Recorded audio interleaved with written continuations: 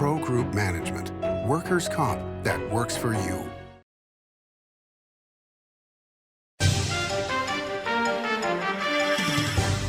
Welcome to Nevada Newsmakers. On the broadcast today, Will Adler is here. He's the founder of Silver State Government Relations. He's here for the whole show on an all-new Nevada Newsmakers. Welcome to Story County, where history meets innovation, and a pioneering spirit continues to shape our future. At the heart of the Tahoe Reno Industrial Center, we power the future with global leaders in technology and manufacturing, driving progress that reaches far beyond our county lines. From advanced manufacturing to tech innovation, our industries are creating thousands of quality careers, fueling a vibrant economy that benefits every Nevadan. But it's more than just growth. Our community is our foundation, supporting families, empowering local initiatives, and creating a place where everyone belongs. Be part of a legacy built on bold ideas and boundless possibilities. Join us in building a brighter future right here in Story County. Story County, helping build Nevada's future.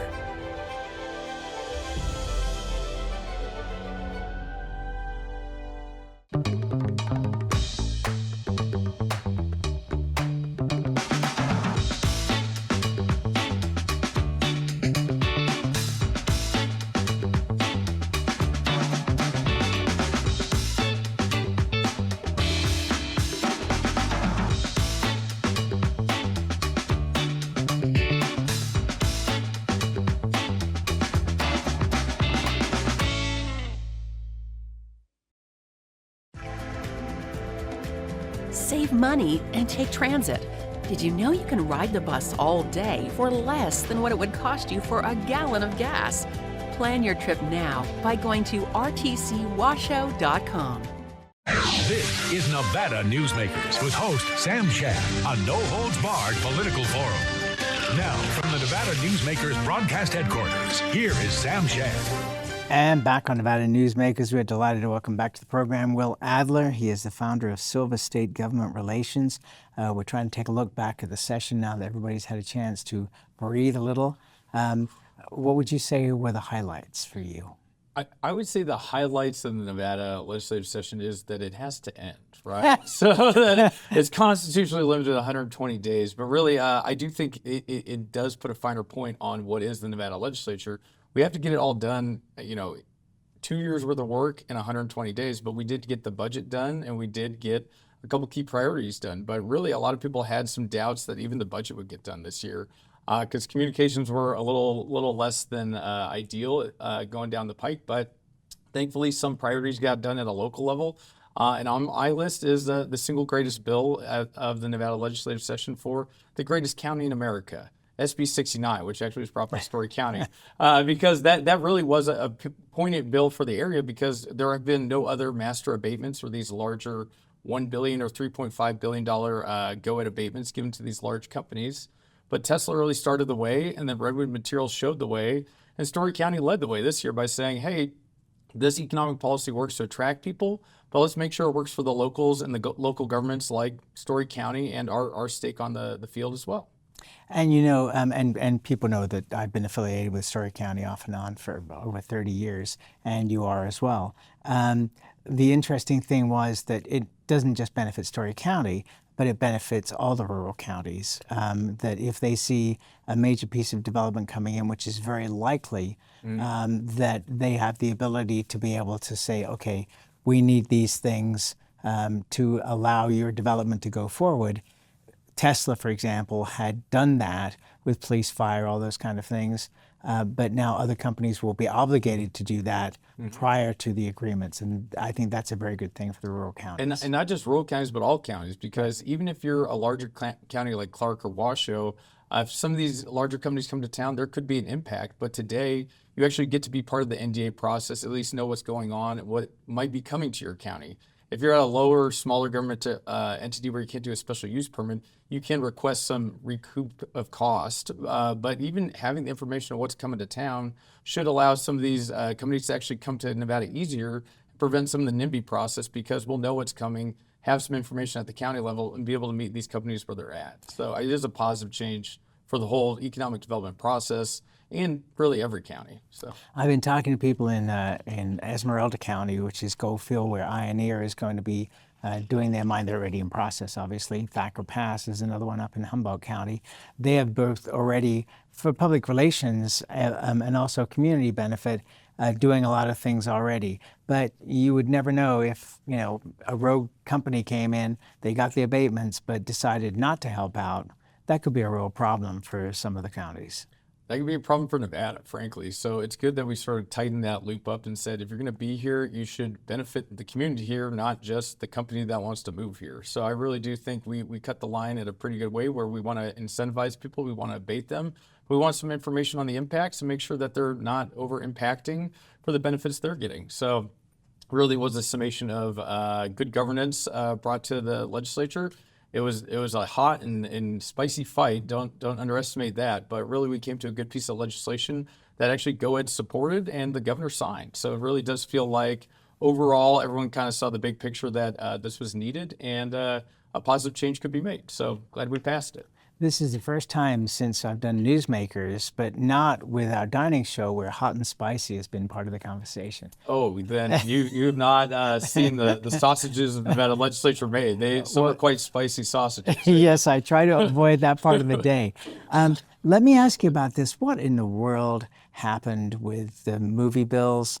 I mean, their refusal to come together when that was thrown out by the leading senator on this. Was that beneficial to anybody for nothing to go forward? Who's anybody in this scenario? That's a good question. But what happened with the movie bill was a matter of timing versus missed opportunity, probably. If you look at the two legislatures that were, the 2023 legislative session, we actually had a budget surplus. We had a little bit more to play with in the budget. We had about $2 billion extra. That was really the time to get the deal together, come to some consensus, and move forward, because we had some extra money to play with when it came to maybe investing in Nevada's future.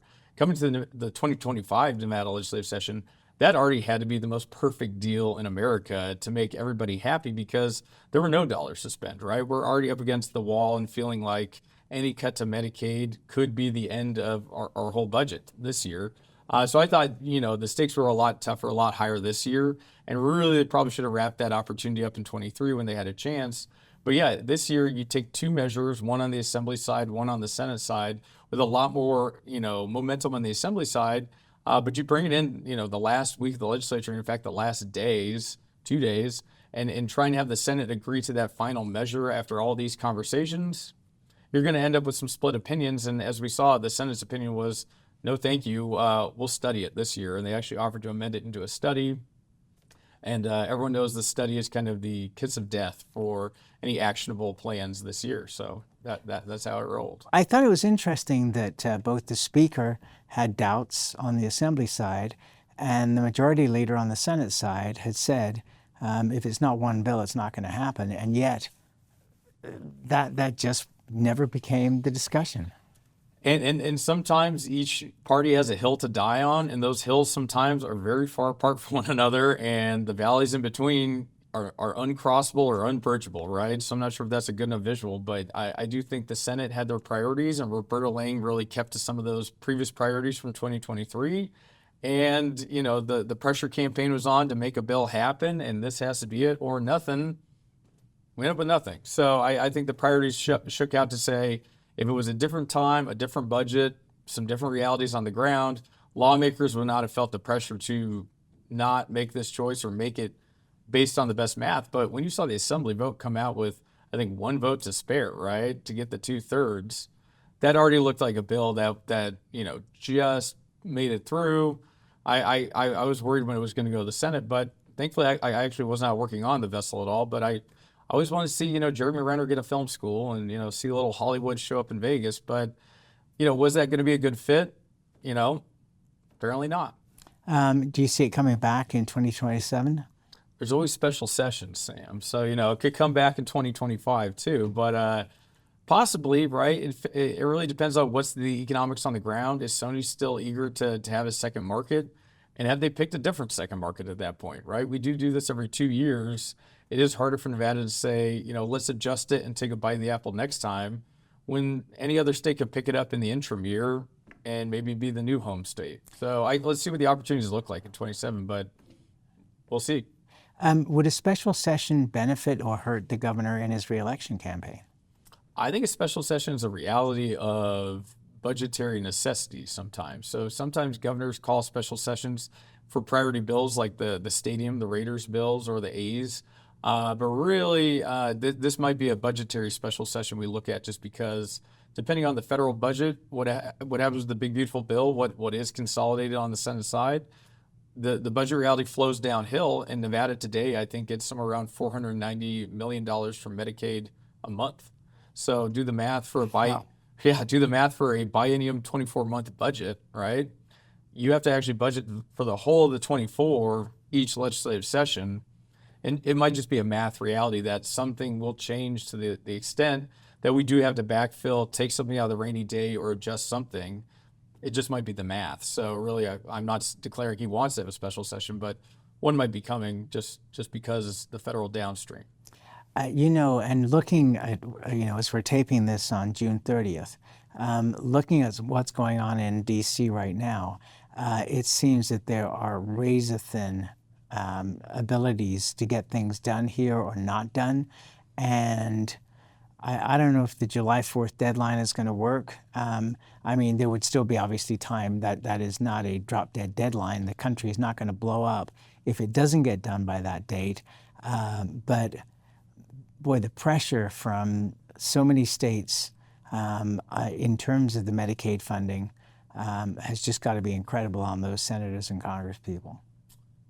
Unimaginable, and each one has their own little war based on their district or their home state, what that impact is going to be to them. So you got to imagine it's a big fight up there, but one that Nevada should be aware of because it will be impactful to us in some way. Oh yeah, huge. Okay, let's take a break. We'll come back much more with Will Adler after this timeout. The Nevada Builders Alliance has been protecting the interests of the construction industry for over 50 years. Our programs save members thousands of dollars every year and allow them to provide much-needed benefits to their employees. Our industry also allows Nevada to grow.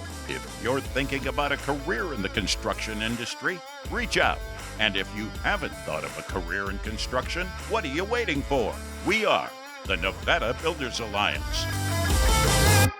The trucking industry is the most resilient link in the supply chain, moving 95% of our freight in the Silver State. And while essential, the road isn't always smooth. Supply chain disruptions, rising fuel costs, and unrealistic rules and laws that hamper our ability to serve our customers and country. Our prosperity and every sector of the economy, manufacturing, mining, medicine, and food from farm to table, is tied to trucks. There's nothing without trucking. Take a look at Pro Group Management and see how your workers' comp requirements can be met head-on. By taking a proactive approach, Pro Group can assure that your company is meeting or exceeding state and federal standards. As you move forward in your industry, Pro Group moves with you, simplifying regulatory tasks, clearing the way so you can get the job done and look to your future success. Pro Group Management, workers' comp that works for you. Like a traditional handmade basket, retail is woven into the fabric of life in Nevada. From big box to mom and pop, retail supports our communities in countless ways. Jobs for the disabled, team uniforms for kids, help for the elderly, and so much more. Retail employs over 1 in 10 workers. Retail supports Nevada, and we support retail. RANNV.org. This is Nevada Newsmakers. And back on Nevada Newsmakers, we continue our conversation with Will Adler. He's the founder of Silver State Government Relations. Looking back at the session that just ended, we had the school superintendent for White Pine County on the program talking about the need for their middle school. What happened with the process there? Are they going to get one? The long story is maybe, and the short story is yes, I hope so, because in the mix, again, that was another bill of timing. White Pine County has been trying to get this initiative done for, I think, 3 sessions now. And it's a big chunk of money. It is a big chunk of money. It's a big old school, but it's probably going to be about a $90 million build out for schools. I know that very intimately because we did do the exact same thing last year with the tribal school account for the Oahe school, AB 519. We actually had to get some direct investment because it's a non-income area. Tribes don't have property tax. But White Pine has a similar issue where they have a tax base, but an inability to finance the whole project. A lot of that was due to the bonding, but Erica Mosca, someone from Las Vegas actually, brought a rural school bonding bill forward. You have to be a county of less than 15,000 population to apply for this, but this bond account will allow White Pine to actually backfill and then finance the production of that school. Is it today, here and now? No, but it is that first step where I think they'll be able to facilitate the building of that school with some of the other mechanisms like the rural school funding that's available from AB 519 into 2023. They can self-generate some new revenues and they can use this bond. But I think we all need to be supportive of them and other rural schools like that, because the realities are when a mine was there and built the school originally, it was big and beautiful and 3 stories tall of stone. And now it's a 3-story liability for the students who actually have to go to school there. And we actually do need to shore up these facilities, or in this case, build them a new one. Okay, and it's 100 years old. 112, I think. Yeah, well. Yeah, who's counting? Yeah. Once you get past 100 years, you're talking about serious issues for the kids. Yep. All right. We had the head of business and industry, Chris Sanchez, on the program talking about boards and commissions and trying to get those straightened out, according to the governor's desires. But that ended up going nowhere. What happened there? There's a lot of boards and a lot of commissions. Certainly are. All sure like themselves being independent and having their own voice. So this idea of consolidating their voices, it seemed to make them all get louder for some reason. But didn't it though? I know, weird how that works. But I mean, there's a couple governor initiatives like that. Boards and commissions was actually a very valid one in a lot of cases, because there does seem to be this overlap or these, chatterboxes that sort of talk about the same issue but in a different way.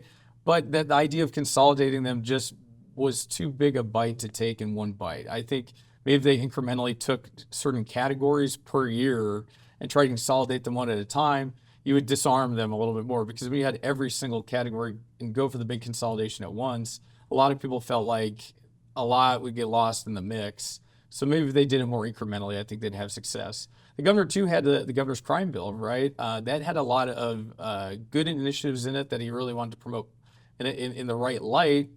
Politics did get in the way of that one, but even more incredibly, Ira Hansen got in the way of that at the end with 18-minute filibuster on the Senate floor. So it isn't like a governor's initiative dies because of a lobbying effort or a loud amount of voices pushing against it. Sometimes it's just timing in the building, whereas you can have the best intentions ever, but SB 457 was a governor's crime bill, very supported by the gaming community, and it just got stuck in that last bit of consolidation, and process is the process. Sine die happens, and you run out of time, and sometimes your bill's still on the desk, and it doesn't pass for that reason, too. Right, but you said filibuster, but I think Ira Hansen would say that he was very upset about the idea on the Legislative Commission to change the makeup of that, and that was a very big deal to him and to others, and so not so much a filibuster, but a correct point of objection. I actually agree with Ira Hansen personally as well, because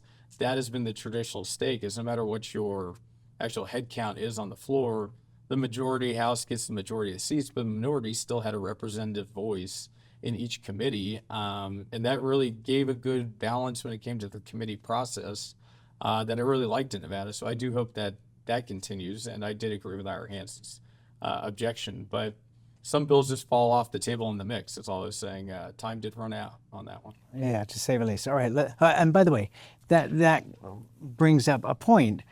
We go down there in March, not February, because the first month seems to me, for the most part, to be a waste. I mean, I'm sure the people doing things do not consider it to be a waste, but there's so much that could get done in that first month that doesn't get done. And then it all tries to get done in the last 15 minutes of the session.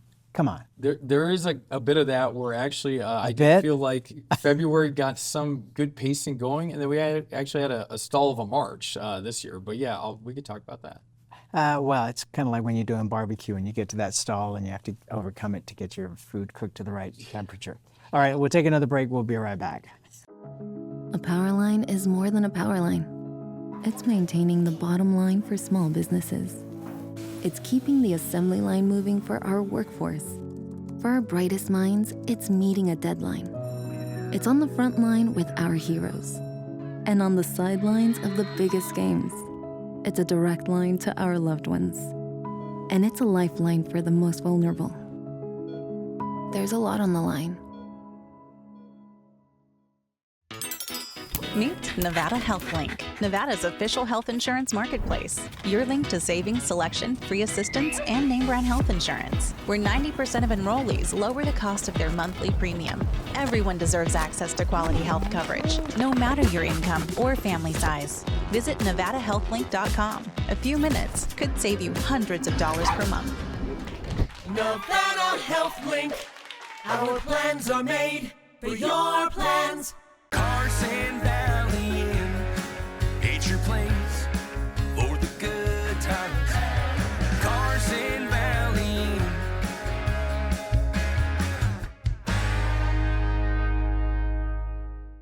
Welcome to the Ahern Boutique Hotel, where luxury and warmth come together in the heart of Las Vegas. We take pride in offering a one-of-a-kind experience for both locals and tourists. Join us for handcrafted cocktails and an unforgettable experience. Joel's Chop House, the perfect place to savor views of the Las Vegas Strip. Satisfy your cravings at the Ahern Chocolate Shop. No smoking, no resort fees, and the parking is always free. The Ahern Luxury Boutique Hotel is your home away from home. This is Nevada Newsmakers. And back on Nevada Newsmakers, we continue our conversation with Will Adler. He is the founder of Silver State Government Relations. I got to ask you about this bolo tie you're wearing because it's pretty amazing and huge.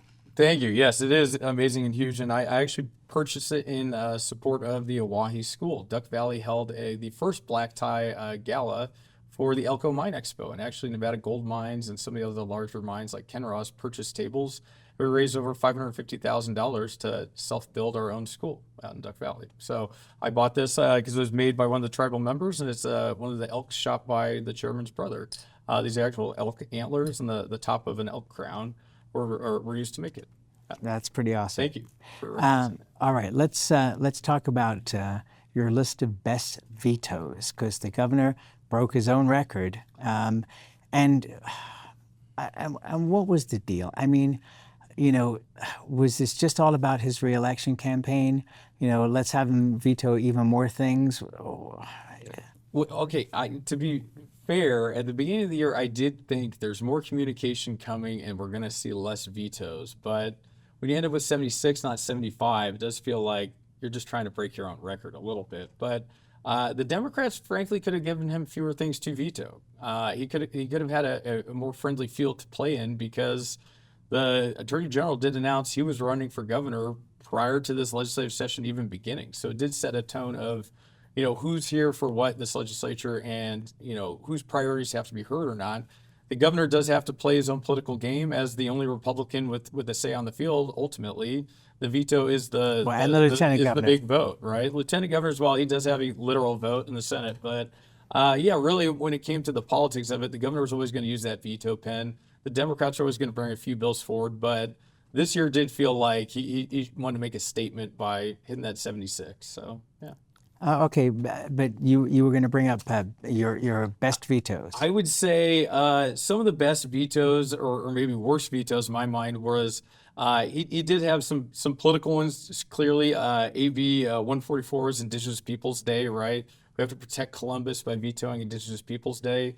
I think some of these things were less meaningful, but I did think he targeted the Attorney General's bills, and I was going to mention those very directly. But as I stated, he somewhat had to, right? In these political atmospheres, when you state, I'm running against you, here's my priority, it gives the governor a lot of leeway to say, well, that's a reason I don't support that bill. So maybe we'll leave it at that. But I did want to say a lot of good things did get done this year. We did have a lot of efforts that we should be proud of. In fact, cannabis had a pretty good day where we are going to lower the cost of cannabis, increase the amount you can sell it for, and have larger serving sizes and lower testing quantities, so we can actually have more affordable cannabis in the field today. So I just want to say, don't worry about the 76. It is a big number, but it is politics incarnate. It shows you what the Nevada legislature could be like. Do you think Steve Sisolak is actually going to throw his hat in the ring? Yeah, I think Governor Sisolak has said he wanted to try again, and we'll see if he does that. I think there could be a few more characters to enter the race, but I do want to state Nevada deserves a good race, no matter who it is. I don't want to see somebody not run again, because we ended up with that with Brian Sandoval, where you just had this sort of no contest year. But if it's Attorney General Ford, if it's Steve Sisolak, I just want to see sort of that middle prop forward, because in these midterm years, you do feel like you're running against Donald Trump right now. So if you could see a little bit more of a Nevada-focused conversation and have Nevada priorities brought forward this year, that's my ideal year, because Nevada has a lot to talk about, a lot of priorities that our governor should invest in, including lithium mining, the refining of those products, but also the generation of the power we'll need for the data centers coming. I think our governor should really take a stance on pro-energy development, be it solar or otherwise, because we need it in this state. We're growing faster than anybody, and our governor's going to matter, and having that right tone is really going to set the right pace here in Nevada. So. And that's where we have to leave it, sir. Thank you so much for doing this. I really appreciate it. Thank you. And we'll be right back. Each day, the Children's Advocacy Alliance partners with leaders, legislators, and families across Nevada to improve children's health, education, economic well-being, and safety. We recognize Nevada will be no better than the state of its children. Be a part of this change. Be a supporter of the Children's Advocacy Alliance. For more information, go to caanv.org. As you know, Reno is booming. Toll's development company is helping it grow with insightful design and development, building community with every project, adding beauty, adding excitement, emphasizing our shared humanity. Reno is becoming bigger. Toll's development is helping it become better, more livable, more enjoyable. To learn more, go to tollsdevelopment.com. tollsdevelopment.com. Imagine a magical garden that feeds Carson City's hungry and homeless, teaches our high school students agriculture, creates hanging floral displays to beautify downtown, and yet charges nothing. It's not magic. It's the Greenhouse Project. It's real, it's growing, and it needs your help. Go online to carsоncitygreenhouse.org so together we can grow it forward. It's a good time to eat. It's a good time to play. It's a good time to win. Ooh, your good times are tamarack. You can always watch Nevada Newsmakers 24 hours a day at NevadaNewsmakers.com. Thanks for watching and listening.